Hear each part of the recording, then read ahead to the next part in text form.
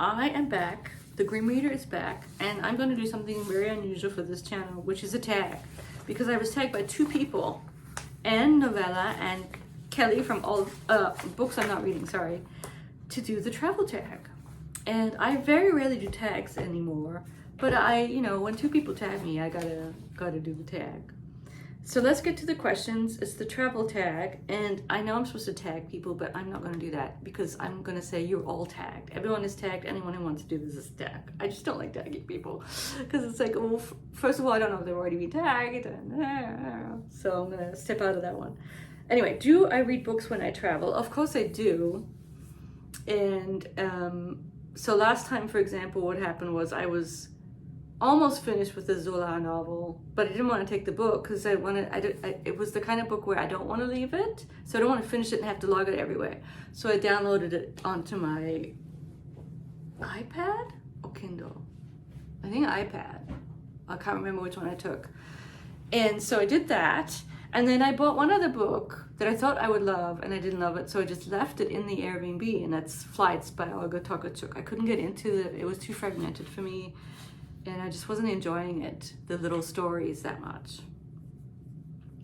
And then on the way back, I read the book that I DNF'd about Thomas Mann, because it wasn't very good, the Colin Toibin book. And I read quite a bit on each flight last time. Flying there was kind of uncomfortable because I was almost the only person on the whole plane wearing a mask. And I was sitting on one of the rows in the middle on the end, so towards the aisle. So it was like this side was people, and then you can't do much on this side because people are always walking back and forth. So it was very comfortable. So I kind of feel like, even though I have some traveling still that I need to do, I'm sort of entering my I don't really like to travel phase. I am getting older. I have chronic health issues.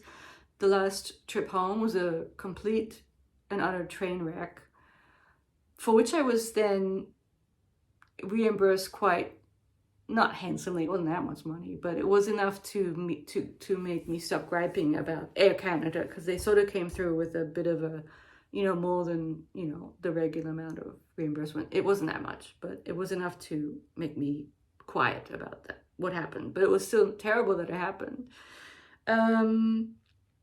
Do I travel with paper books? So yeah, going there, I took the flights. So I like paper books so much, and so I do travel. I limit myself though to one in my carry-on, Handgepäck. I'm thinking of the German word. And I did travel with, I think, my iPad. The only thing wrong with the iPad is it's a bit too heavy and big to bring to all kinds of appointments. But I think that's the one I took. I didn't take the Kindle. And so I had that one too. But see, on the plane, I don't think I even read with that one. I just read the books that I had. For some reason, I didn't want to take it out. I don't know why. Because it could be big, I guess, and heavy. I don't know, not that much. And then in the Airbnb, I read I finished the Zola. And no, I didn't do much else with the iPad. So I'm in a phase where I'm not really reading a lot of my devices. Although what I sometimes do is I download samples and check, and then see if I want to read something. And that's easy and nice to do on the ebooks. So yes, so limited e-reading, definitely more towards the paper, even when I'm traveling.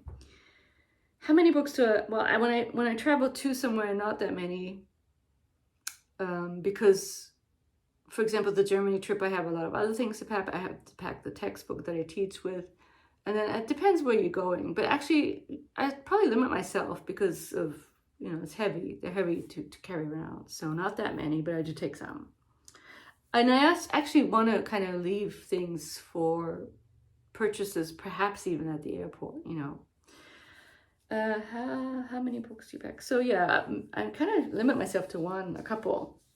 And it used to be I would just take the one I'm reading and then one more perhaps. So does where you go or how long you're traveling impact the amount or type of books you take? Yes, for sure. Like that's what I just said about going to Germany.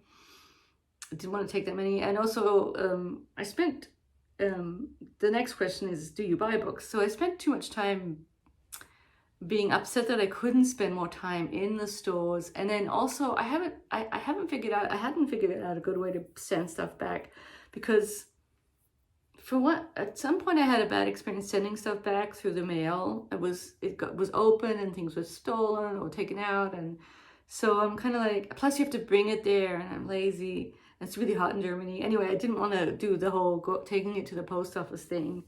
And I also didn't want to have to deal with very, very heavy suitcases. I had bought a suitcase that turned out to be not a good suitcase. I like that Kelly had her one that she really, really clings to. I don't have a good suitcase that I cling to. I keep buying.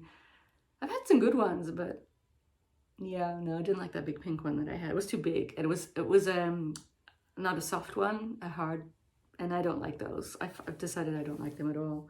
Anyway, so I spent a lot of time. And then I did, of course, buy a few books. I went to this really nice famous secondhand bookstore in Heidelberg. And that's where I found the Elizabeth Bowen that I really, really loved. And it's a thin little paperback. And that reminds me that I even found some things that I did bring back from the free library, from a free library in Heidelberg. I definitely do like books as souvenirs or things to bring. It's the main thing I bring back. And here's an example of one. So this is someone I haven't read it yet. I think it's a mystery novel. Does anyone know Michael Innes? And it's called The Daffodil Affair. Actually, maybe I'll read it. It's one of these very thin, tiny font ones. So I should probably read it now when my eyes are still good.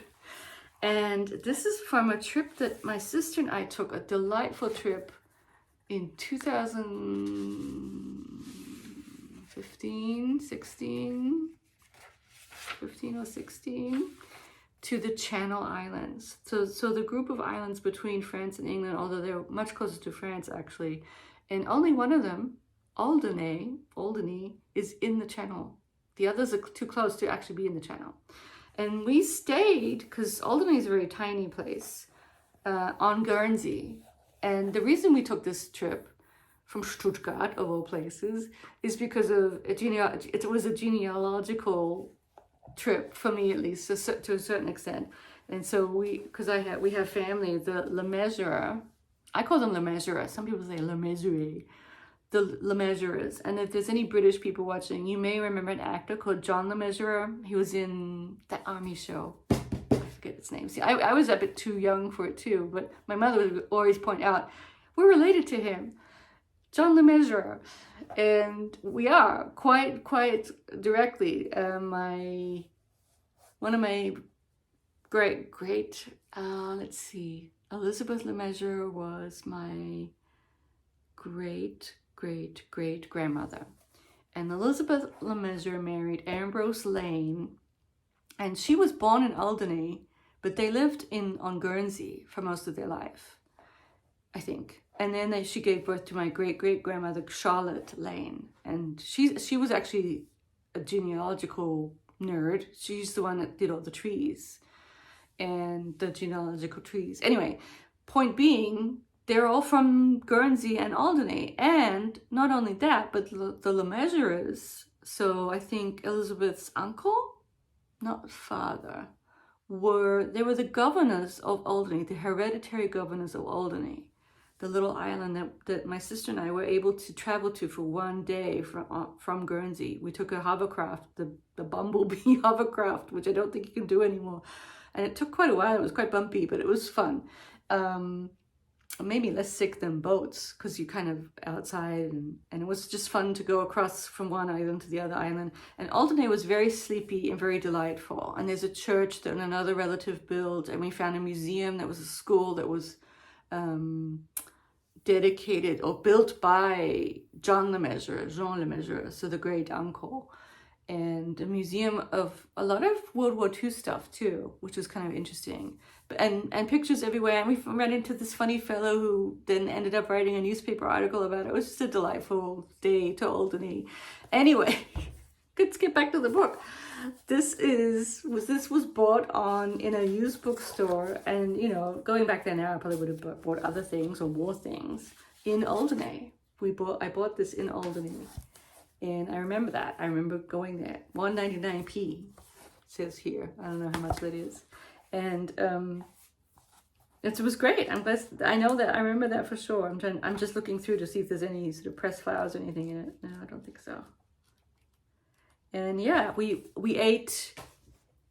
They eat. It was kind of like a pasty thing, like a savory pie type thing, for lunch, and it was good. And it was in this beautiful little park / cemetery, and there were poppies because of World War One. And yeah, so that was great. That was a great buy. And yeah, this last time I bought the Elizabeth Bowen and some other things. I was going to go back and buy it. There was a bunch of Elizabeth Bowen in this used bookstore. It had a lot of English things too, and I didn't do that. And of course now I regret that, but that's okay. Yeah, I've made lots of great purchases on my travels.